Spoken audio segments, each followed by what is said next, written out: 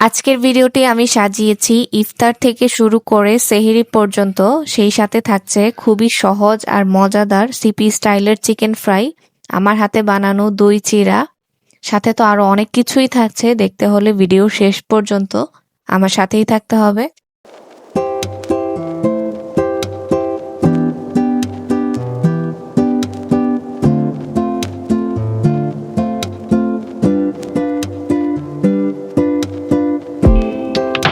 আসসালামু আলাইকুম এভরিওয়ান, আশা করছি সবাই অনেক বেশি ভালো আছেন। সবাইকে আরো একটি নিউ ডেইলি ব্লগে ওয়েলকাম করছি। আজকে দুদিন যাবত দেখতেছি 4টা হেলিকপ্টার বাংলাদেশের পতাকা নিয়ে আকাশে উঠতেছে। শব্দ শোনার সাথে সাথে যখন আমার ছেলে দৌড় দিয়ে আসে, সে তো আমাকে ডাক দিয়েও দেখাচ্ছিল। এই বিষয়টা আসলে খুবই ভালো লাগছে দেখে। আমার বাসা থেকে কিন্তু এয়ারপোর্ট দেখা যায়, সেখানে যে প্লেন ওঠানামা করে স্পষ্টভাবেই দেখা যায়। তো যাই হোক, আমার ছেলের সাথে কতক্ষণ বসে এগুলোই দেখতেছিলাম। অনেক বিকট শব্দও হচ্ছিল।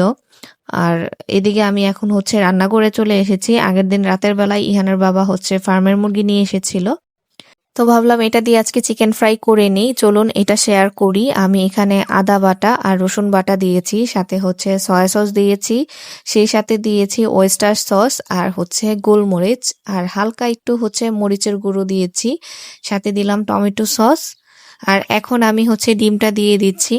আমি যেই সসগুলো ব্যবহার করেছি এগুলো দেওয়ার চেষ্টা করবেন, তাহলে একদম সিপির মতো আপনারা এই চিকেন ফ্রাইটা তৈরি করতে পারবেন। চিকেন ফ্রাইটা আমি আগেই মাখিয়ে নিলাম, কারণ এটা ম্যারিনেট করে রাখলে এটা টেস্ট দ্বিগুণ বেড়ে যায়। আর এইদিকে আমি চিড়াটা আগেই ভিজিয়ে রেখেছিলাম পানিতে। এখন আমি এটা প্রসেস করে নিব। প্রসেস করে এটাকে আমি ফ্রিজে রেখে দিব। প্রথমে আমি এখানে মিষ্টি দই দিয়ে নিয়েছি, তারপর এখানে আমি অ্যাড করছি টক দই। দইয়ের পরিমাণটা এখানে একটু বেশি দিলেই আসলে টেস্ট আসে, যেহেতু দই চিড়া। সাথে আমি দিয়েছি গুঁড়ো দুধ, আর দিয়েছি সাথে চিনি। আর চিনিটা আমি কমই দিয়েছি, কারণ এখানে আমি অ্যাড করব খেজুরের গুড়, যেটা টেস্ট আসলে অনেকটাই বাড়িয়ে দিবে আর ফ্লেভারটাও খুবই ভালো লাগে। আপনাদের বাসায় থাকলে আপনারাও দেওয়ার চেষ্টা করবেন।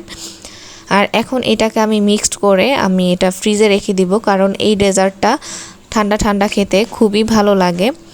আর সেই সাথে আজকে আমি ফ্রোজেন আইটেম ভাজবো। এটা আসলে ফ্রোজেন বলতে এটা ফ্রিজে বানানোই ছিল। মাংস পিঠা আমার বোন নিয়ে এসেছিল, তো এটাও আমি ভেজে নিচ্ছি। আর সেই সাথে প্যাকেটের যে ফ্রোজেন আইটেম, যে মিনি রোল আর মিনি সমোচা, সেগুলো এক এক করে ভেজে নিব। বেশ কয়েকদিন যাবত আমার শরীরটা ভীষণ খারাপ যাচ্ছে, এর জন্য আমি ঘরের কোনো কাজই করতে পারছি না। আর রান্না বান্না তো করতেই হবে, যেটা না করলেই চলে না। এর জন্য আমি মানে আপনাদের সাথে শুধু রান্না বান্নার বিষয়গুলোই শেয়ার করছি। আপনাদের কাছে কেমন লাগে আসলে আমি জানি না। যদি ভালো লেগে থাকে প্লিজ আমার ভিডিওতে লাইক দিতে ভুলবেন না। সেই সাথে কমেন্ট করে জানাবেন আজকের ভিডিওর কোন অংশটি আপনাদের কাছে সবচাইতে বেশি ভালো লেগেছে। আর আমার পাশে থাকতে চাইলে কিন্তু আমার চ্যানেলটি সাবস্ক্রাইব করে আমার সাথেই থেকে যেতে পারেন। সাবস্ক্রাইব করার সাথে সাথে পাশে থাকা বেল আইকনটিও প্রেস করে দিবেন।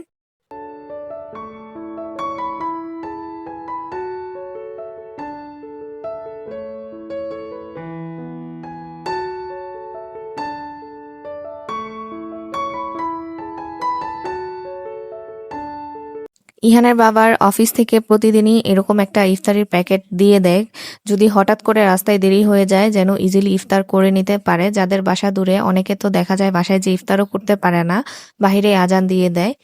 এই প্যাকেটে এক এক দিন এক এক রকম আইটেম থাকে। আজকে যে আইটেমগুলো ছিল এগুলো আপনাদের দেখিয়ে দিলাম। আর এখন আমি দই চিড়াটা রেডি করে নিব। ওইটা তো আসলে রেডিই ছিল, এখন একটু সাজিয়ে গুছিয়ে নিব। দই চিড়ায় আসলে আমার কলাটা খুবই ভালো লাগে। অনেকে তো অন্যান্য ফ্রুটস দিয়েও খেতে পারে, আমার অন্যান্য ফ্রুটস দিলে তেমন একটা ভালো লাগে না। আমি জাস্ট খেজুর আর কলার ফ্লেভারটাই নিতে পারি এটার সাথে। এই ডেজার্টটা কিন্তু আসলেই খুবই মজার, আর এটা যখন ফ্রিজে থেকে বের করে ঠান্ডা ঠান্ডা খাওয়া হয় তখন তো একদম ভিতরটা ঠান্ডা হয়ে যায়। আমার কাছে তো ভীষণ মজা লেগেছে।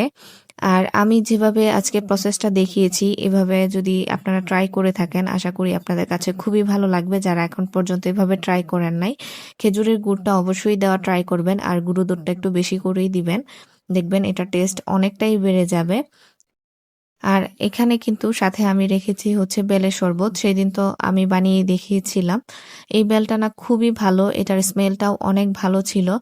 বেল কিন্তু আমার খালি খেতেও ভালো লাগে। আমি কিছুটা অংশ হচ্ছে দিয়ে শরবত বানিয়ে নিব আর কিছুটা অংশ আমি হচ্ছে পরে খালি খাবো।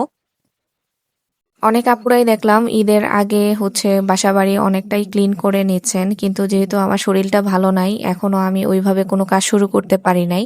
আর এইদিকে তো আমার হেল্পিং হ্যান্ড আপা বাড়িতে চলে গেছে, মানে গ্রামে চলে গেছে ঈদ করার জন্য। তো উনাকে দিয়ে আমি টুকটাক কাজ করিয়ে নিয়েছি। এখন বাকি যেই কাজগুলো আছে সেটা আমার নিজেরই করতে হবে। তো এই তো আমার ইফতার কিন্তু রেডি হয়ে গিয়েছে, এখন আমি এটাকে হচ্ছে টেবিলে সার্ভ করব।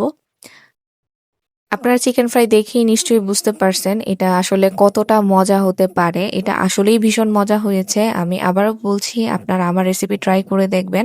আপনারা একদম সিপি স্টাইলের হচ্ছে ফ্লেভারটা পাবেন। আর আমরা যদি ঘরে এভাবে বানাতে পারি, আমরা অযথা কেন বাহিরে আনহেলদি খাবারটা খাবো বলেন? কিছু কিছু জিনিস তো আমরা ঘরেই তৈরি করে খেতে পারি ইজিলি।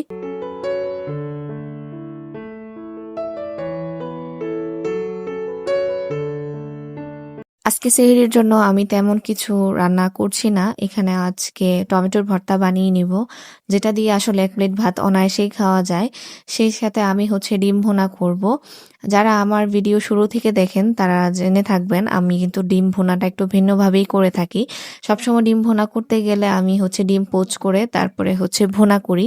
কারণ আমাদের বাসায় কিন্তু সবাই এইভাবেই ভুনাটা পছন্দ করে সবচাইতে বেশি। আর আমি চেষ্টা করি একই জিনিস দিয়ে একটু ভিন্ন ভিন্ন স্টাইলে রান্নাবান্না করার। আর এটাতে হচ্ছে একঘেয়েমিটা দূর হয়, সাথে বিভিন্ন টাইপের টেস্টও নেওয়া যায়, যেটা খেতে কিন্তু ভীষণ ভালো লাগে।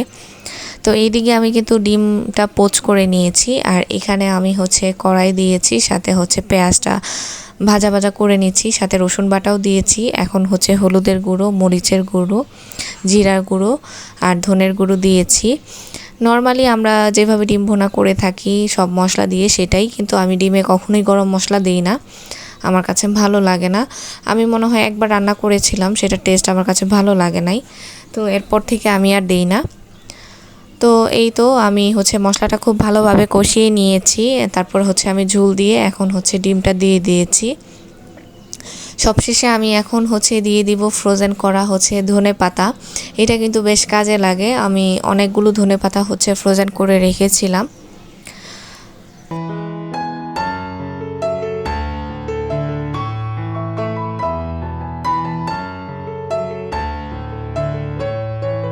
এখানে টমেটোর ভর্তাটা আমি হচ্ছে শুকনা মরিচ, কাঁচা পেঁয়াজ আর হচ্ছে লবণ দিয়ে হচ্ছে বানিয়ে নিব। তো কথা বলতে বলতে কিন্তু ভিডিও শেষ পর্যায়ে আমি চলে এসেছি। সবাই ভালো থাকবেন আর আমাদের জন্য কিন্তু অবশ্যই দোয়া করবেন। আপনাদের জন্য দোয়া রইল। আজকের মতো বিদায় নিয়ে নিচ্ছি। আল্লাহ হাফেজ।